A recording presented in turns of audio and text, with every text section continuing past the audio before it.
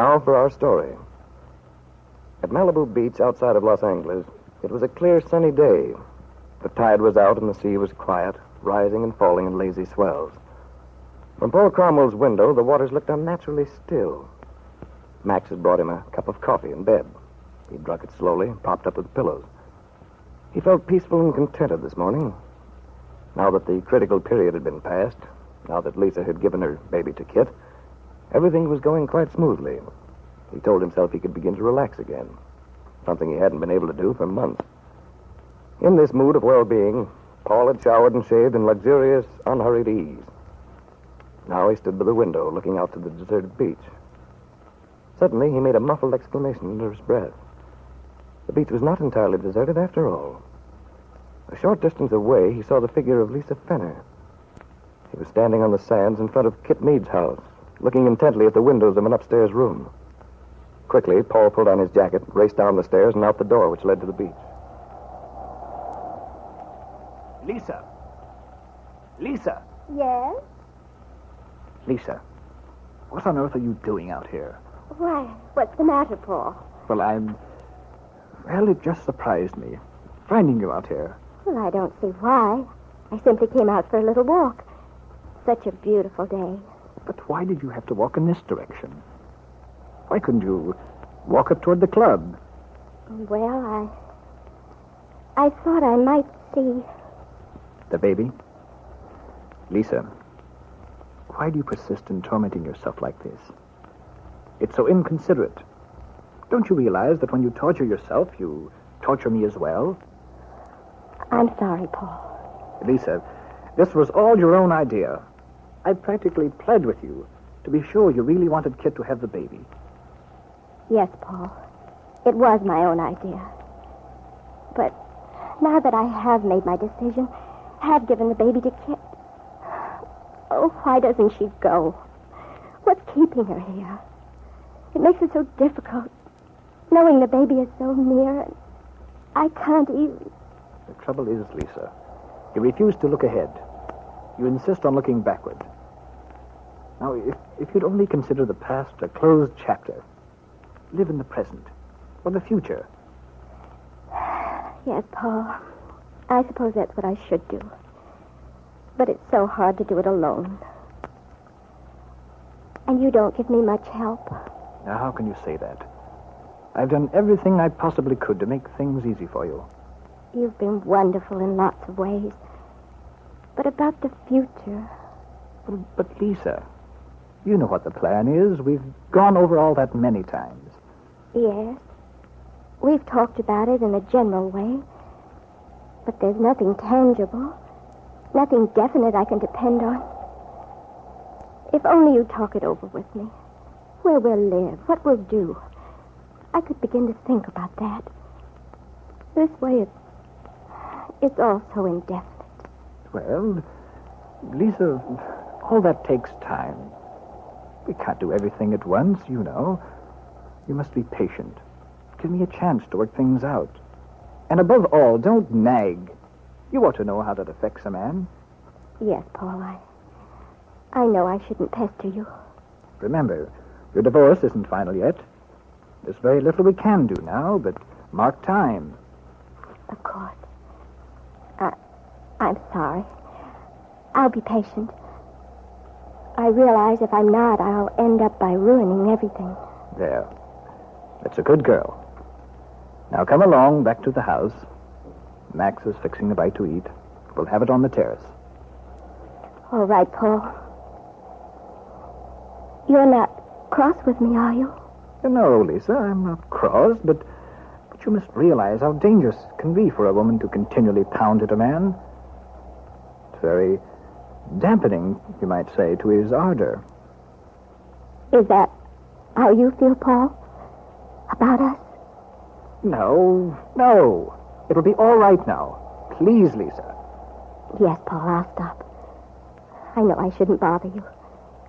I know all you want is my happiness. Oh, that's right, Lisa, dear. Now, just relax. Don't worry so much. Take things in your stride. Believe me, everything's going to be all right.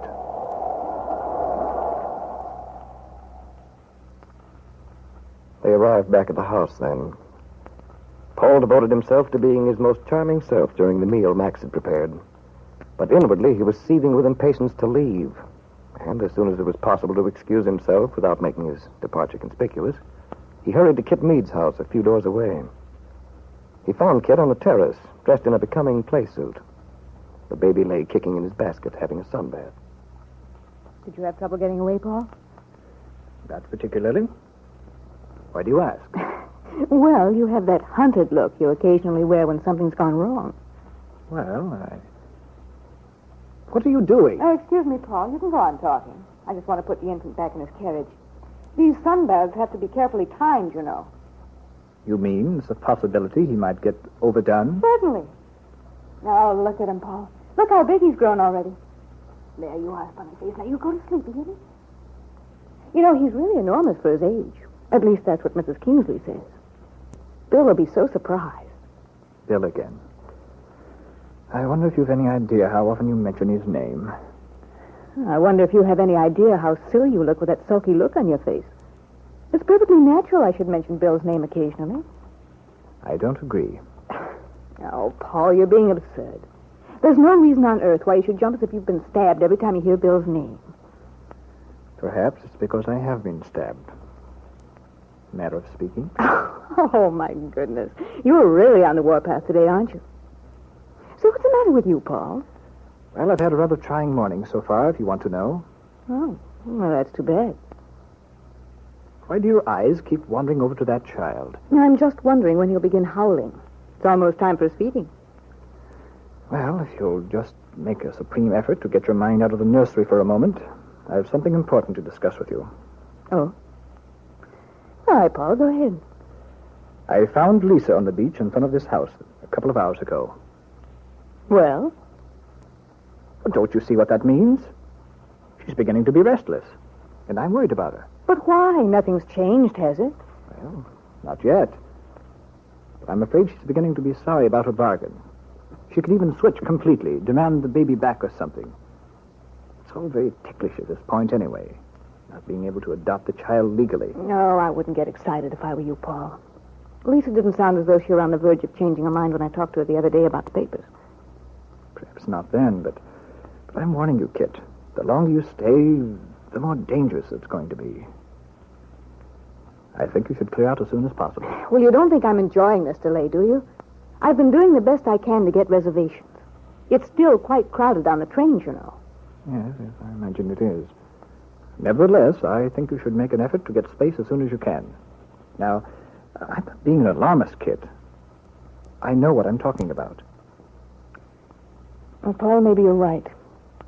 The child's old enough to travel, isn't he? Oh, yes. Yes, the pediatrician told us he could travel any time now. And you're not worried about taking care of him on the trip? No, I can manage all right. Besides, they have trained nurses aboard for children in case of an emergency. Good. Well, then, the sooner you leave, the better. Because if Lisa ever sees this son of hers, I'm sure we'll have trouble. If it makes you feel any better, I can tell you now you have me thoroughly frightened. Well, I'm sorry, Kitt, but that's the way I feel. Well, I'll start working on it right away. Won't take me long to pack. The baby's formula has just been changed, but it seems to agree with him, thank goodness, so that won't be a problem. Well, I'm glad you understand the importance of getting started. Frankly, Lisa gave me a real jolt this morning. I tell you, Kitt, the frame of mind she's in... Don't you worry your pretty little head about it, Paul. Our plans aren't going to crash. I'll see that they don't. All right. But I wish you'd get a reservation and leave here as fast as you can. Otherwise, I can't be responsible for what happens. Paul's serious voice, his anxiety, had thoroughly convinced Kitt Meade by now. She'd been so confident that nothing could go wrong. Now she felt worried, pressed for time.